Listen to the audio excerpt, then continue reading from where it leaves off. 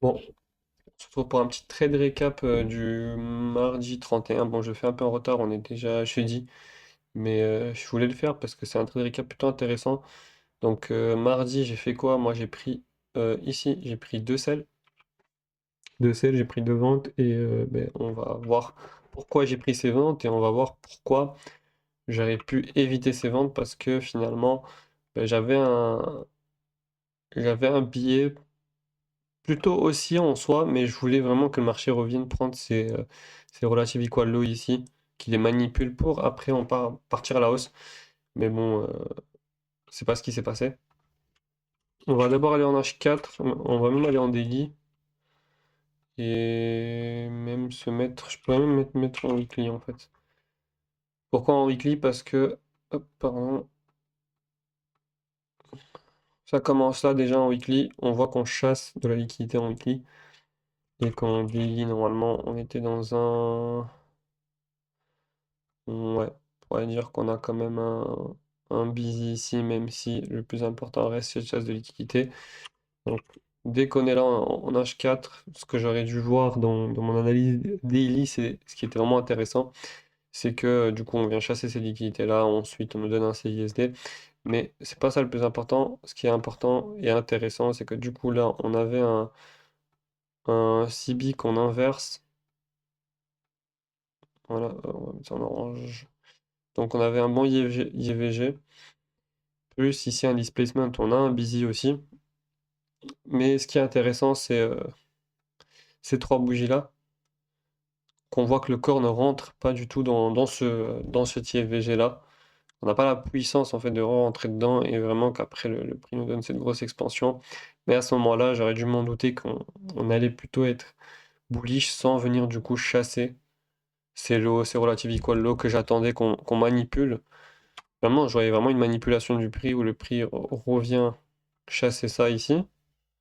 Plus rentre dans ce busy en H4, pardon. Pour moi, ça restait juste, ça restait faisable. À ce moment-là, lors de l'ouverture de New York, ben, j'avais tous ces liquidités qui étaient tracées. Moi, je les mets comme ça pour ces relative equal low, plutôt on va les mettre comme ça. J'aime de vraiment les tracer.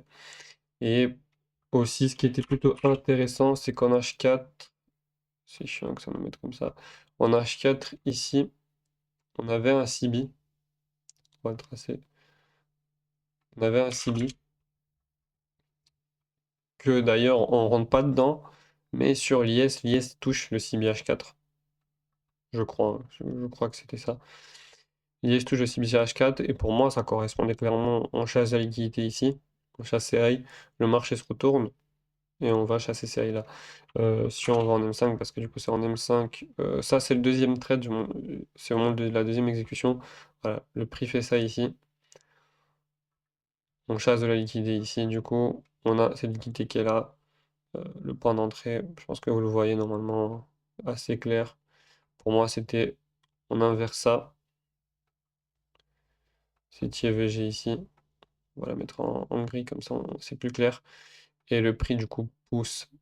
Du coup, on fait rentrer là et celle ici. Et le prix pousse du coup pour chasser tous ces relative equal lows pour ensuite partir à la hausse. C'est vraiment ce que j'attendais. C'est vraiment ce que j'attendais. Et si dans tous les cas je trouvais pas un point d'entrée ici et qu'on venait du coup chasser ces relative equal lows pour ensuite pousser du coup le prix à la hausse, ben là j'aurais cherché un point d'entrée. Mais bah, j'ai pris mon SL, j'ai arrêté le trade. Parce que après, quand j'ai pris cet SL-là, j'ai quand même hésité sur cet H4. Je me disais peut-être le prix va se retourner. Mais on voit clairement que non, le prix a poussé jusqu'à cette CB en H12. Où le prix est en train de retracer actuellement. Mais voilà, je pense que mon dîner de trade est pas mauvaise.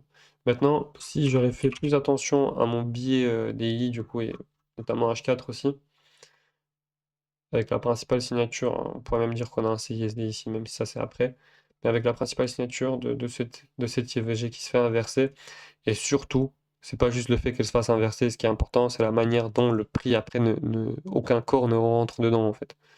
Et ça, c'est vraiment clair qu'on va pousser à la hausse.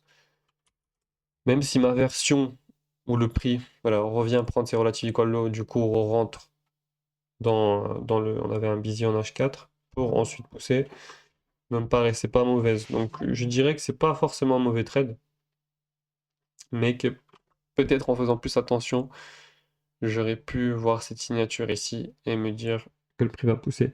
Et même peut-être que si on serait venu chasser là, et du coup on aurait eu des signatures dans ce CBH4, peut-être que là le prix serait revenu là. Mais ça n'a pas été. Pour moi, ça reste un bon stop loss. Je suis pas forcément.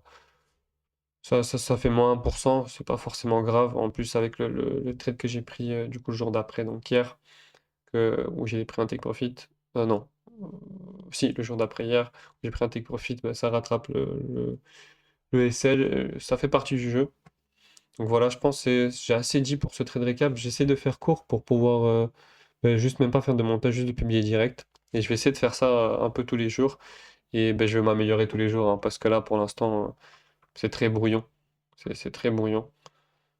Peut-être j'oublie certains trucs, j'oublie de dire certaines choses, je sais pas.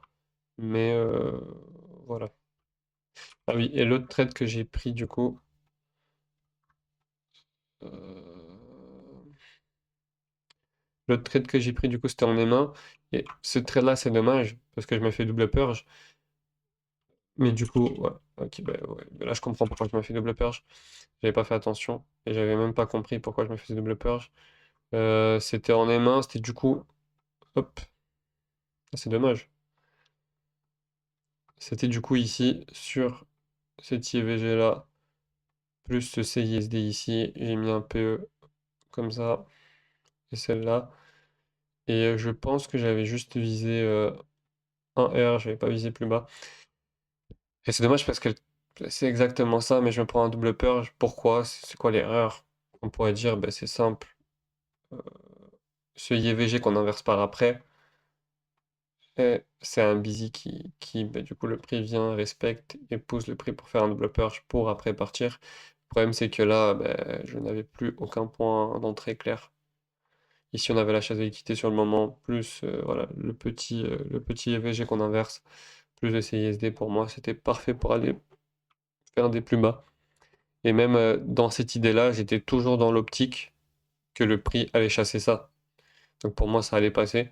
Je me fais double purge. Ensuite, ben, on a cette inversion-là.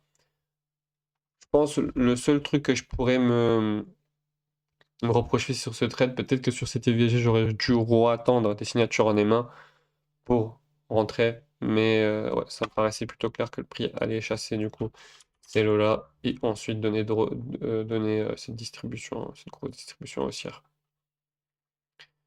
Mais voilà. C'est tout pour pour le trade recap d'aujourd'hui. Je vais, je pense, déjà tourner le trade recap de hier. Bon, du coup, ouais, bref, vous avez compris. Donc ça, c'est le trade recap du mardi 31. De toute façon, je mettrai dans le titre. Et là, je vais déjà tourner le trade recap de mercredi 1 avril. Voilà.